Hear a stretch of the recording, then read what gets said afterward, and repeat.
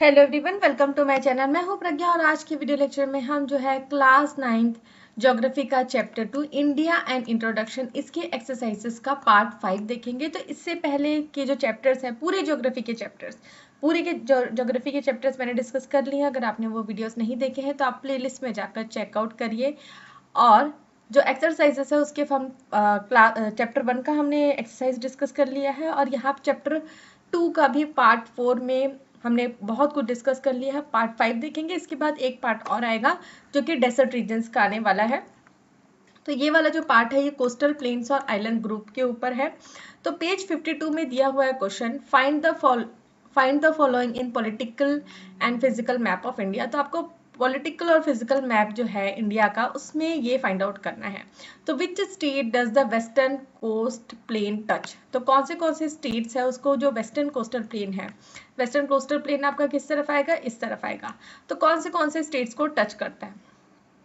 तो ये पूरा इधर फैला हुआ है, इस तरफ फैला हुआ है वेस्टर्न कोस्टल प्लेन। तो गुजरात, महाराष्ट्र, गोवा, कर्नाटका, केरला, लास्ट में केरला। तो ये पूरे स्टेट्स को ये कवर अप करता है। Next is which state does the eastern coastal plane touch.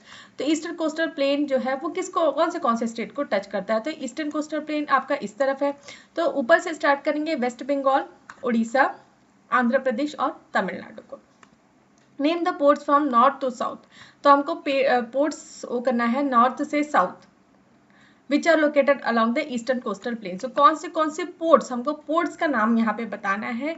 States का नाम हमने डिस्कस कर लिया, अब हमको क्या है पोर्ट्स के नाम बताना है।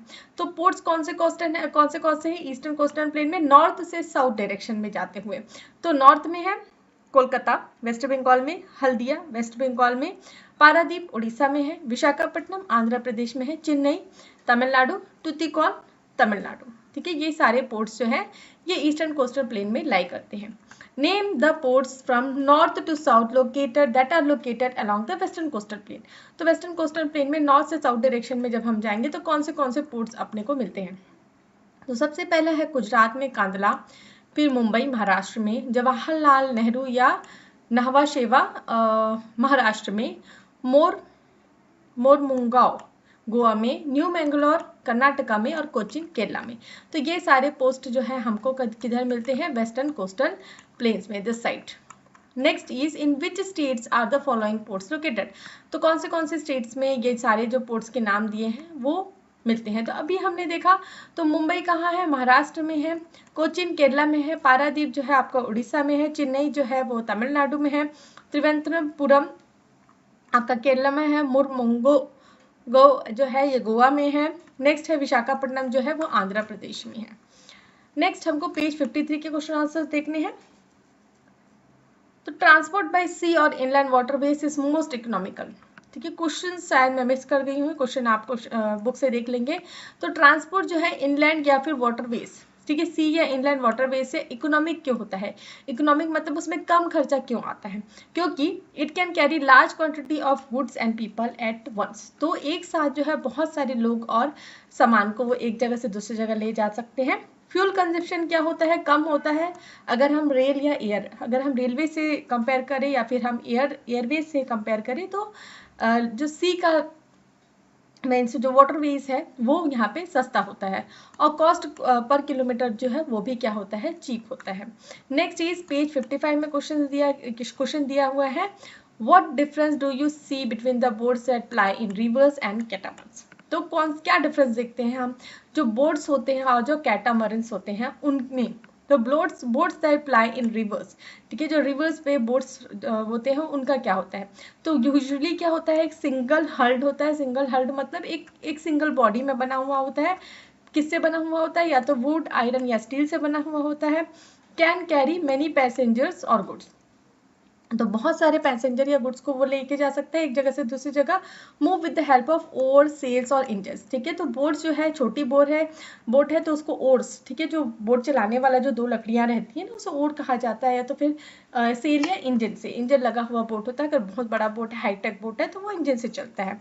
Next is used mainly for transport and trade in reverse. और ये इस तरीके के जो बोट्स है उसको ट्रांसपोर्ट एक जगह से दूसरी जगह ट्रांसपोर्ट करने के लिए, है ना, या फिर ट्रेड के लिए यूज़ किया जाता है। नेक्स्ट होता है कटामरन्स। कटामरन्स जो है यूजली लकड़ी का बना हुआ होता है, हमने देखा है चैप्टर में, तो मछली वगैरह पकड़ने के लिए ही यूज़ होता है। तो made of 2 logs of would Tide together, तो ये लकड़ी से बना हुआ होता है, 2 लकड़ियाँ, बड़ी बड़ी लकड़ियाँ हैं, उसको एक साथ बांध के इस तरीके के बोट बनाया जाता है। Small and simple in design, तो इसका डिज़ाइन कैसा होता है, स्मॉल होता है, छोटा सा बोट मतलब छोटा सा एक बोट बोलेंगे, और सिंपल डिज़ाइन होता है। तो यूज्ड मोस्टली बाय फिशरमैन इन कोस्टल एरिया, जो मछुआरे होते हैं वो इसको कोस्टल एरियाज में यूज़ करते हैं।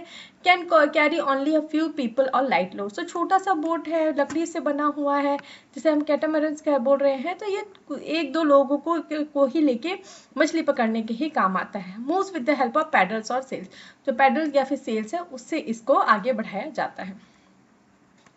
Next is how is the fisherman's catch sold, तो फिशरमैन जो कैच लेके आते हैं, फिशरमैन जो कैच लेके आते हैं मतलब जो मछलियाँ पकड़ के लेके आते हैं, उसको कहाँ बेचा जाता है।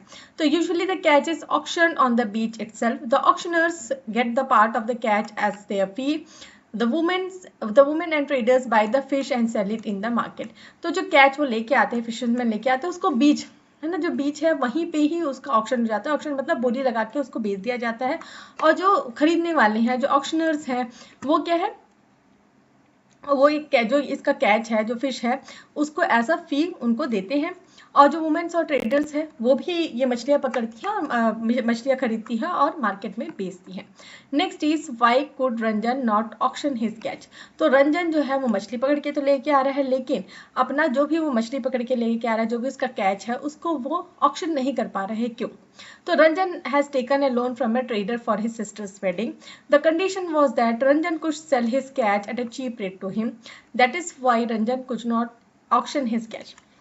तो यहाँ पे रंजन की स्थिति क्या है, रंजन ने क्या किया है, लोन लिया है, किसी ट्रेडर से उन्होंने लोन लिया है। ट्रेडर मतलब कोई मर्चेंट है, ठीक है, जो बड़ा ट्रेडर है, उससे उसने क्या किया है, लोन लिया है, पैसे उधार में लिए हैं। क्यों, क्योंकि उसकी बहन की शादी थी, और उसने क्या, जो ट्रेडर है उसने क्या कंडीशन रखा था कि जो भी रंजन का कैच है वो लेके आएगा और उस ट्रेडर को क्या है, कम दाम में बेच देगा। चीप रेट मतलब कम दाम में बेच देगा। इसलिए रंजन जो है अपना जो कैच है उसको ऑक्शन नहीं करा पा रहे हैं। Next is why do labourers work for low wages for big fisherman like Anthony, are there any laborers in your village or town who are compelled to work under similar condition? What can be done to ensure they get fair wages? तो यहाँ पे laborers जो हैं, ये बोला जा रहा है, जो laborers हैं, जैसे कि बिगर फिशरमैन, जैसे कि हमने चैप्टर में देखा है, जो एंथनी है उसके जो बिगर बड़े मछुआरे हैं, उसके लिए जो लेबरर्स है वो कम वेजेस में काम करते हैं, कम तनख्वाह में काम करते हैं। क्यों करते हैं, तो इसके बारे में हमको बताना है। So laborers work for low wages for big fishermen like Anthony because most of them have borrowed money from him, so they work for low wages। तो बड़े जो फिशरमैन हैं जैसे कि एंथनी, उससे ये जो छोटे छोटे लेबरर्स हैं वो क्या है, पैसे उधार में लेते हैं। फिर जब पैसे लौटाने की बारी आती है तो वो यही बात पे होती है कि वो उनके लिए कम दाम में काम कर देंगे। तो क्या हमारे टाउन्स में भी ऐसी स्थिति है? हाँ, yes, there are labourers in my town who are compared to work under similar condition to ensure, ठीक है, ये सेकंड पॉइंट था, है ना। हमारे टाउन्स में भी ऐसा होता है, जो बड़े लोग हैं उससे कुछ उधार वगैरह वो लेते हैं, कोई भी लेबरर है वो उधार लेता है और उसके बाद जो है उसको उसके साथ कम पैसे में काम करना पड़ता है। अब नेक्स्ट थर्ड जो इसका पार्ट था उसमें क्या है, क्या किया जा सकता है कि ताकि ये जो लेबरर्स है उनको फेयर वेजेस मिल सके, सही वेज मिल सके, सही उनकी तनख्वाह मिल सके। तो ensure fair wages is implement minimum wages law strictly, तो ये जो मिनिमम वेजेस लॉ है जो गवर्नमेंट निकाल के लेके आता है, जो लॉस बनाता है, वो स्ट्रिक्टली फॉलो करवाया जाए। सपोर्ट थ्रू कोऑपरेटिव्स, अगर ये जो वर्कर्स हैं ये क्या है, कोऑपरेटिव सोसाइटी से जाके लोन ले, ना कि जो ये बड़े बड़े ट्रेडर्स हैं उनके पास जाके, ताकि वो अच्छे तरीके से काम कर सके। Provide alternate employment opportunity, skill training small businesses, तो इस तरीके के जो मछुआरे हैं, इस तरीके के जो लेबरर्स हैं, उनको डिफरेंट एम्प्लॉयमेंट अपॉर्चुनिटीज़ में ट्रेनिंग दी जाए, स्किल दी जाए, स्मॉल बिजनेस सेटअप करने के लिए पैसे और सहायता दी जाए, तो इनकी स्थिति सुधर सकती है। Next is who were the people who could buy travellers. तो कौन से ऐसे लोग हैं जो ट्रैवलर्स, ट्रैवलर मतलब क्या होता है, बड़ा शिप, तो इस तरीके के ट्रैवलर्स कौन खरीद सकते हैं। तो big fisherman could buy trawlers because they had access to bank loans और गवर्नमेंट सब्सिडीज। तो बड़े बड़े जो मछुआरे हैं वो इस तरीके के ट्रैवलर्स खरीद सकते हैं, क्यों, क्योंकि उनके पास बैंक लोन लेने के लिए एक्सेस है, उनके पास कुछ है जिसको वो गिरवी रख के बैंक में लोन ले सकते हैं, तो इसलिए वो बिग फिशरमैन ले सकते हैं। Next is what are the advantages of fishing with trawler. Trawler में फिशिंग करने के क्या एडवांटेजेस हैं। तो trawlers can fish in the deep the sea, so they net a bigger catch. They can venture out even in strong winds and heavy swells. When the catch is lean near the shore, they can venture far out to sea in search of better catch. So यहाँ पे जो travellers हैं वो fish को थोड़ा deep net बिछा के पकड़ सकते हैं, ठीक है। बड़े बड़े नेट्स होते हैं इस तरीके ट्रैवलर्स में, तो ये बड़े बड़े नेट्स के जरिए ज़्यादा फिश को पकड़ सकते हैं। और कभी अगर हवाएं भी चल रही हैं, तेज हवाएं भी चल रही है, तो भी ये क्या है, उस हवाओं को पार करते हुए आगे बढ़ सकते हैं। और जब शोर के पास में, नियर द शोर मतलब जो समुद्र का जो किनारा है वहाँ पे, क्योंकि छोटी छोटी बोट्स है वो बहुत ज़्यादा दूर तक तो नहीं जा सकती, तो यहाँ पे जब शोर के पास में मछलियाँ कम होती है तो वो क्या है, आगे थोड़ा सा शोर के आगे तक, समुद्र में अंदर तक जा सकते हैं ताकि वो बेटर कैच ले सकें। Next is page 56। Why did the traveler owners want to fish for prawns? तो जो ट्रैवलर ओनर है वो प्रॉन्स क्यों, फिश की जगह प्रॉन्स क्यों पकड़ना चाहते हैं। तो trawler owners want to fish for prawns because the demand for prawns in foreign market increase sharply over past 20 to 25 years and the price of prawns rose. They want to earn more profit by catching prawns. तो जो अभी past 20 से 25 सालों में क्या है, जो prawns है, ठीक है, प्रॉन्स की कीमत जो है फॉरेन कंट्रीज में, फॉरेन मार्केट में बढ़ गई है, इसका डिमांड बढ़ गया है, इससे जो है प्राइस भी जो प्रॉन्स की क्या हो गई है, बढ़ गई है। तो अगर वो प्रॉन्स पकड़ेंगे तो उनको अच्छे पैसे मिलेंगे, तो इसलिए ज़्यादा प्रॉफिट कमाने के लिए वो प्रॉन्स को कैच करना चाह रहे हैं। Next is Why did the small fishermen need to borrow more money because of the traveler? तो जो स्मॉल फिशरमैन हैं उनको ज़्यादा पैसे बोरो करने की ज़रूरत क्यों पड़ती है, ट्रैवलर्स के कारण। तो जो स्मॉल फिशरमैन हैं उनको ज़्यादा पैसे उधार में लेने की ज़रूरत पड़ती है, क्यों, क्योंकि ट्रैवलर्स के आने के बाद जो फिशिंग है कोस्टल एरिया में, उनके जो कैच है, जो स्मॉल फिशरमैन की जो कैच है वो रिड्यूस हो जाती है विथ लिटिल और नो इनकम। और इससे क्या होता है, उनकी इनकम क्या हो जाती है, या तो कम हो जाती है या तो ना के बराबर हो जाती है, और उनके अपने डेली नीड्स के लिए उनको क्या है, पैसे उधार में लेने पड़ जाते हैं, और जल्दी ही वो क्या है, फेल इनटू डेप्थ मतलब कर्ज में डूब जाते हैं। अब ट्रैवलर्स है, बड़ा है ट्रैवलर, तो जैसे कि हमने देखा कि सी शोर्स के आगे तक जा सकते हैं, समुद्र में अंदर तक जा सकते हैं, इनका नेट भी बड़ा है, तो ये ज़्यादा कैच पकड़ सकते हैं। तो अगर पूरा सारा ट्रैवलर्स में जो फिशरमैन जा रहे हैं वो पकड़ लेंगे तो ये छोटे छोटे फिशरमैन क्या पकड़ेंगे, तो इसलिए क्या हो जाता है, उनकी कैच कम हो जाती है और जल्दी वो क्या है, डेप्थ में डूब जाते हैं, मतलब उधार में डूब जाते हैं। Have you ever heard of shortage of fish in the sea? These big boats trawl all the fish. There is nothing left for us. तो ये एक स्टेटमेंट है कि छोटा सा जो फिशरमैन है वो बोल रहा है कि जो बड़ी बड़ी बोट्स हैं ये सारी फिश पकड़ लेती है और कुछ भी इनके पास नहीं बचता है। तो how can small fisherman curb the activities of big fisherman like Anthony discuss in the class. तो इस तरीके का जो सिचुएशन आता है जहाँ बड़े फिशरमैन जैसे कि एंथनी है वो ट्रैवलर खरीद लेते हैं और सारे कैच जो है खुद पकड़ लेते हैं, तो इससे स्मॉल फिशरमैन को कैसे बचाया जा सकता है, ये स्मॉल फिशरमैन क्या एक्टिविटीज़ कर सकते हैं ताकि वो जो है एंथनी जैसे बिग फिशरमैन को हरा सके। तो small fisherman curb the activities of big fisherman like Anthony by, first है फॉर्म कोऑपरेटिव्स और union to demand fair fishing zone. तो वो एक समूह बना सकते हैं, कोऑपरेटिव बना सकते हैं, यूनियन बना सकते हैं ताकि वो डिमांड कर सके कि हाँ इतना एरिया फिशिंग का जो है वो स्मॉल फिशरमैन के लिए है, और एंथनी जैसे जो बिग फिशरमैन है वो थोड़ा आगे भी जा सकते हैं समुद्र में, तो वो उन एरियाज में जाके फिशिंग करें। Next is ask the government to set rules restricting travelers from fishing near the shore. और गवर्नमेंट कुछ रूल्स बना सकती है ताकि जो ये बड़े बड़े ट्रैवलर्स हैं ये तो दूर जा सकते हैं ना, समुद्र में दूर जा सकते हैं, तो ये जो शोर जो तट है, जो समुद्र का जो तट है वहाँ पे फिशिंग ना करे, वो दूर जाके फिशिंग करे, तो ये रूल हो सकता है। Next, promote sustainable fishing and raise awareness about over fishing. तो इस तरीके के मुहिम भी आ सकता है ताकि वो सस्टेनेबल फिशिंग कर सके और अवेयरनेस हो कि हाँ एक व्यक्ति को कुछ लिमिट तक ही फिशिंग करनी है, उससे ज़्यादा फिशिंग नहीं करनी है। यूज लीगल एक्शन और protest to protect their traditional fishing rights. और कुछ वो लीगल एक्शंस ले सकते हैं, प्रोटेस्ट कर सकते हैं ताकि इनका जो ट्रेडिशनल फिशिंग राइट है वो बरकरार रह सके। Next question is, when machines were first used for fishing, many people thought the fishing industries would grow and the condition of the fishing community would improve. But what happened in reality? तो जब machines आई, बड़े बड़े travellers आए, तो ये समझा गया कि इनके आने के बाद जो फिशिंग कम्युनिटी है उनकी जो हालात हैं वो सुधरेगी, लेकिन क्या ऐसा रियलिटी में हुआ है, तो ये हमको आंसर देना है। तो डिड फिश प्रोडक्शन राइज, तो क्या फिशिंग प्रोडक्शन राइज हुआ है? Yes, initially fish production increase because traveller could catch large quantities quickly. Next, who way people who suffer. तो ट्रैवलर्स के आने के बाद, बड़े बड़े इस तरीके के मशीन्स आने के बाद जो है किनको सफ़र करना पड़ा, तो अभी हमने देखा, अभी हम देखते आ रहे हैं जो स्मॉल फिशरमैन्स हैं और उनकी फैमिली है उनको सफ़र करना पड़ा। क्यों? क्योंकि उनका जो कैच है वो क्या हो गया, कम हो गया, इससे उनकी इनकम कम हो गई, इससे उनको क्या है दूसरों से लोन लेना पड़ गया और वो उधार में रह गए।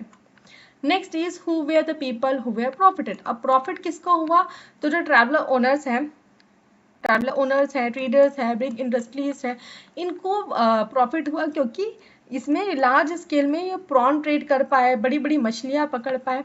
Next is how can this situation be rectified. अब ये जो सिचुएशन है जहाँ पे इस तरीके की मशीन्स आने से जो बड़े बड़े जो फिशरमैन्स हैं उनको ही सिर्फ फ़ायदा हो रहा है, छोटे फिशरमैन्स को नुकसान हो रहा है। इस सिचुएशंस को कैसे रेक्टिफाई किया जाए, रेक्टिफाई मतलब सुधारा जाए। तो government should enforce fishing zone, तो गवर्नमेंट को फिशिंग जोन्स बना देने चाहिए क्योंकि ट्रैवलर्स जो है वो सी के थोड़ा अंदर तक जा सकते हैं और स्मॉल बोट्स जो है वो नियर द शोर में फिशिंग करें। तो फिशिंग जोन्स बना दिया जाए, तो ट्रैवलर्स जो है उनको समुद्र में दूर जाके फिशिंग करनी है और जो स्मॉल बोट्स हैं वो शोर के पास फिशिंग कर सकते हैं। Provide financial and technical support to small fisherman, तो जो छोटे छोटे फिशरमैन हैं उनको फाइनेंशियल और टेक्निकल सपोर्ट दिया जाए। फाइनेंशियल मतलब उनको पैसे की जो ज़रूरत है कुछ नेट्स वगैरह खरीदने के लिए, तो उनको फाइनेंशियली हेल्प किया जाए। और टेक्निकल सपोर्ट मतलब उनको अच्छे नए नए टेक्निक्स बताया जाए ताकि वो अपने कैच अच्छे से पकड़ सकें और जो कैच पकड़ा है उसको अच्छे से बेच सकें।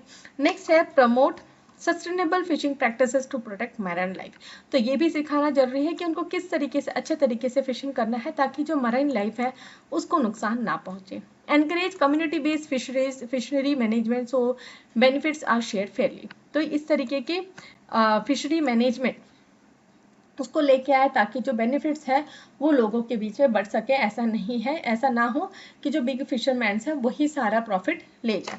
अब पेज 59 में आखिरी में जो एक्सरसाइज दिए गए हैं उनको हमको देखना है। तो फर्स्ट है why do you think the traders from other country establish their trading post on the coastal plains, तो जो coastal plains है वहाँ पे बाहर की जो countries हैं वो जो traders है अपने trading post जो है वो coastal plains पे क्यों बनाते हैं? obvious है, अगर वहाँ पे जो भी जैसे कि हमने देखा कि गुड्स जो हैं वो समुद्र के रास्ते में दूसरी कंट्रीज में पहुंचाए जाते हैं, एक्सपोर्ट किए जाते हैं, तो अगर उनके ट्रेडिंग पोस्ट जो है कोस्टल प्लेन्स में रहेंगे तो उनको बहुत ही आसानी होगी उनका सामान लोड करने में, बाहर लेके जाने में। तो यही चीज़ हमको बताना है। तो क्यों हो रहा है? क्योंकि the areas are close to the sea making it easy for ships to arrive and depart. तो ये जो एरियाज है वो क्या है, समुद्र के पास में होते हैं। इससे क्या है, शिप्स को आने में और जाने में, अराइव मतलब वहाँ से आने में और जाने में आसानी होती है। और कोस्टल प्लेन्स में गुड पोर्ट्स है, कन्वीनियंट क्लाइमेट है ट्रेड करने के लिए, और यहाँ से ट्रेडर्स जो है वो ईजिली बाई और सेल कर सकते हैं गुड लोकल पीपल से, जैसे मछलियाँ वगैरह है या कोई भी चीज़ है वो लोकल पीपल से आसानी से खरीद सकते हैं। और अगर वो अपने प्रांत से, अपने लोकेशन से कोई सामान लाए तो उसको सेल भी कर सकते हैं and transport them to other parts of the world. Next हमको कंपेयर करना है ईस्टर्न और वेस्टर्न कोस्टल प्लेन्स को। तो पूरा कंपैरिजन हम करेंगे। तो सबसे पहले हम लोकेशन देखेंगे। तो जैसे कि हम देखते आ रहे हैं, तो ईस्टर्न कोस्टल प्लेन किधर पे है, lies between Eastern Ghats and Bay of Bengal. तो ये आपका बे ऑफ बंगाल वाला एरिया है और ये है आपका ईस्टर्न घाट। तो इस एरिया में ये जो एरिया है ये है आपका eastern coastal plane. Western coastal plane कहाँ पे है, जो वेस्टर्न घाट्स है और अरेबियन सी इसके बीच में है। नेक्स्ट हमको फीचर देखने हैं। तो फीचर्स नेक्स्ट हमको विड्थ देखना है। तो विड्थ कैसा है, wide and flat. Eastern coastal plane का क्या है width, wide and flat 80 to 100 kilometre, और वेस्टर्न कोस्टल प्लेन नैरो है, अनइवन है, उबड़ खाबड़ है और सिर्फ 50 किलोमीटर के रेंज में है।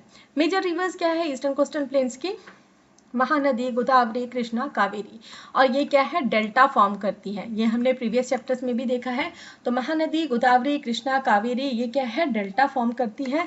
और वेस्टर्न कोस्टल प्लेन्स की जो रिवर्स हैं नर्मदा, तापी, मंडोवी एंड पेरियार, ये इस्टुरियस फॉर्म करती है, इस्टुरियस।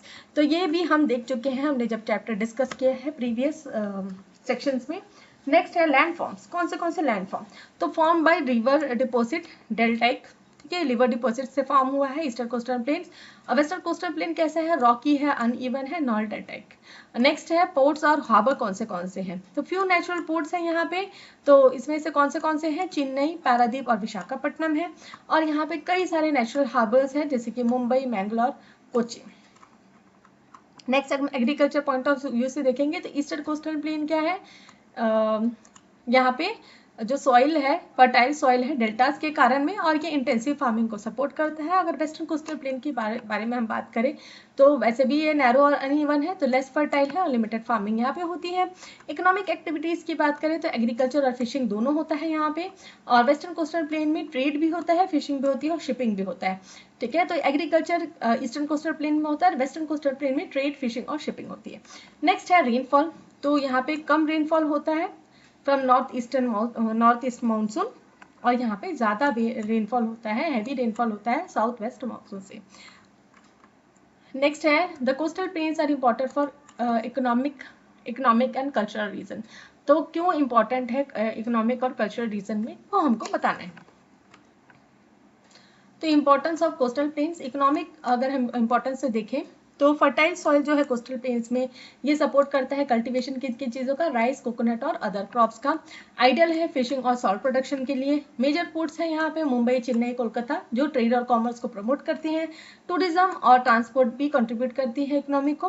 कल्चरल इंपॉर्टेंस क्या है, तो कोस्टल प्लेन्स हेल्प, ये जो सेंटर रहे हैं कल्चरल एक्सचेंज के फॉरेन कंट्रीज से, जैसे कि पोर्टुगीज जो है यहाँ पे इंडिया में आए, तो आप गोवा में जो है पोर्टुगीज कल्चर का काफ़ी आपको इम्पैक्ट दिखेगा। तो इस तरीके के कल्चर एक्सचेंज हुए हैं। तो कई सारे जो एंशियंट पोर्ट्स हैं वो डेवलप हुए हैं जो कि इंपॉर्टेंट है कल्चर और रिलीजियस सेंटर्स के तौर पे। People living here has rich culture heritage influenced by travel and trade and migration.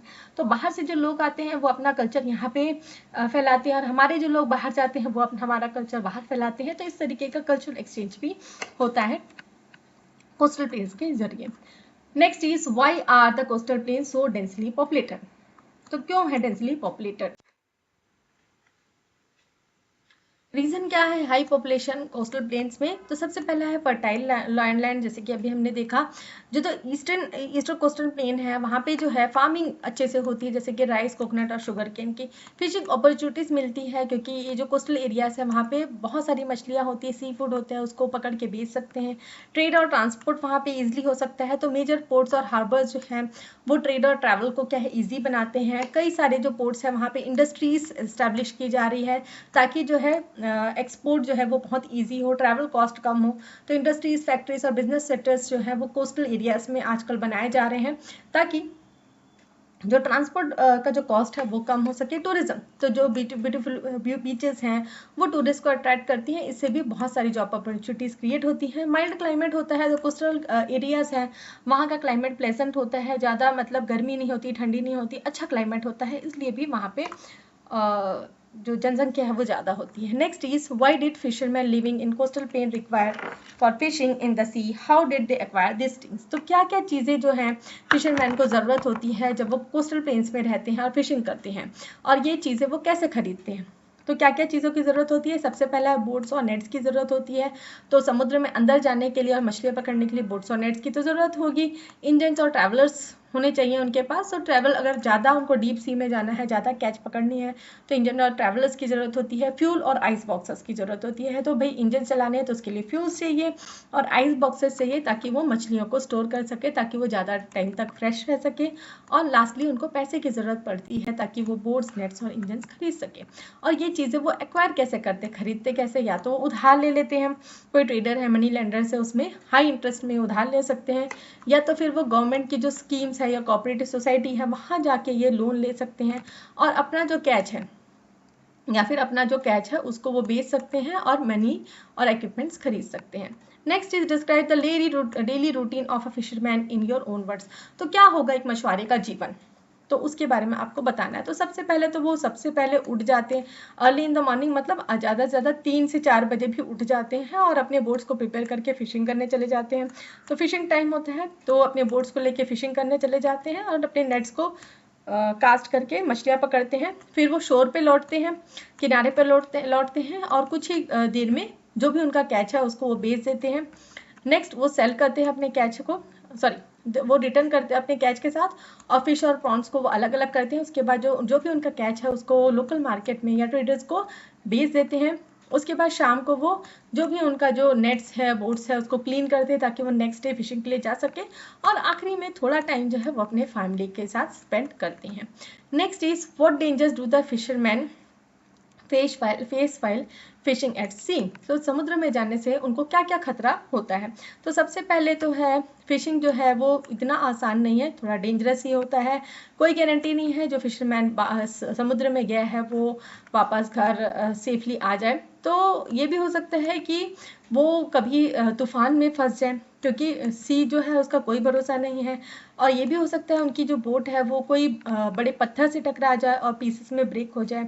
और कई बार जो वो कार्निवरस फिशेस, मतलब जो मांस खाती हैं, ऐसे फिशेस के जाल में आ जाए जो कि अटैक कर देती हैं ह्यूमंस को। Next is in which month the fish catch large, explain with reason.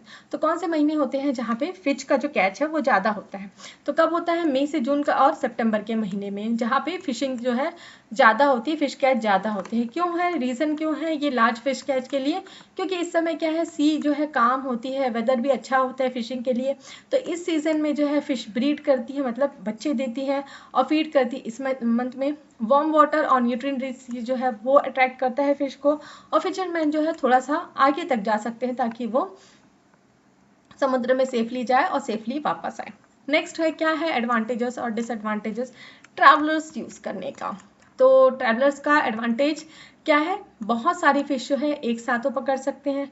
Disadvantage ये है जो स्मॉल फिशरमैन है वो अपना कैच जो है वो कम हो जाता है इन ट्रैवलर्स, क्योंकि ट्रैवलर्स ज़्यादा फिश एक साथ पकड़ लेती है, तो स्मॉल फिशरमैन जो है उनका कैच कम हो जाता है। तो ट्रैवलर्स जो है एडवांटेज ये है कि वो ज़्यादा दूर तक जा सकती है समुद्र में, और फिश में जो अंदर डीप तक जाके नेट फैला सकती है और फिश पकड़ सकती है। ओवर फिशिंग से जो है डिसएडवांटेज क्या है, ओवर फिशिंग, ज़्यादा फिश एक टाइम में पकड़ रही है तो ओवर फिशिंग से जो है फिश जो है कोस्टल एरियाज में कम हो जाएगा। नेक्स्ट एडवांटेज क्या है, help in export and earning money from selling prawns and fish. तो जो प्रॉन्स एंड फिश ज़्यादा मात्रा में पकड़ के एक्सपोर्ट के लिए भी भेज सकते हैं और ज़्यादा पैसे कमा सकते हैं। और डिसएडवांटेज क्या है, ये जो मैरीन लाइफ है, सी प्लांट्स है, इसको बड़े बड़े नेट से क्या है बहुत ज़्यादा नुकसान पड़ता है। Advantage provides employment to some workers. तो बड़े ट्रैवलर्स में लेबरर्स की भी ज़रूरत होती है, तो ये एम्प्लॉयमेंट अपॉर्चुनिटीज़ देते हैं कुछ वर्कर्स के लिए। लेकिन साथ ही साथ अगर हम डिसएडवांटेज देखें तो स्मॉल फिशरमैन जो खुद के कैटरमैन्स के में जाके मछलियाँ वगैरह पकड़ते हैं, अपने बोट्स पे डिपेंडेंट है, उनको बहुत नुकसान होता है। Next is describe the forest of Lakshadweep island. तो लक्षद्वीप आइलैंड को हमको अपने ही टर्म्स में बताना है। तो लक्षद्वीप आइलैंड में कुछ ज़्यादा फॉरेस्ट नहीं है, क्योंकि आइलैंड क्या है बहुत ही छोटा है और मोस्टली जो है कोरल रॉक से बना हुआ है। तो कोरल क्या होता है, एक प्रकार का जानवर होता है जो मरता है तो फिर वहीं पे वो अपना जो भी रॉकी स्ट्रक्चर है उसको वहीं जमा करते जाता है। तो ऐसे लगातार जब कोरल्स मरते जाते हैं वो उसी एरियाज में जमा होते जाते हैं, तो इसे कोरल रॉक्स कहा जाता है। तो लैंड क्या है, मोस्टली सैंडी है, तो बड़े ट्रीज जो है आसानी से उगते नहीं है। तो हम सिर्फ और सिर्फ यहाँ पे क्या देख सकते हैं, कोकोनट पाम्स देख सकते हैं, बुशेस और स्क्रब्स देख सकते हैं इस आइलैंड में। और ये जो कोकोनट ट्रीज हैं ये शेड्स, फूड प्रोवाइड करते हैं, मटेरियल प्रोवाइड करते हैं बिल्डिंग्स और हैंडीक्राफ्ट बनाने के लिए। तो इतने सारे क्वेश्चन आंसर्स थे इस पोर्शन में भी। तो मैं आशा करती हूँ कि आपको ये वीडियो लेक्चर समझ में आया होगा। इजी नहीं है इतने देर तक बोलना, आधा घंटा लगातार बोलना, काफ़ी मेहनत लगती है। क्वेश्चन आंसर्स बनाने में भी मुझे काफ़ी मेहनत लगती है। तो आपको अगर ये वीडियो सब पसंद आते हैं तो वीडियो को लाइक शेयर करें, कमेंट करके बताएं कि वीडियो कैसे लगे। और अगर मेरे चैनल के वीडियोस आपको पसंद आते हैं तो चैनल को सब्सक्राइब कर लीजिए, बेल नोटिफिकेशन को भी ऑन कर लीजिए, ताकि जब भी मैं नई वीडियोस डालूँ तो आपको नोटिफिकेशन मिल सके। Thanks for watching.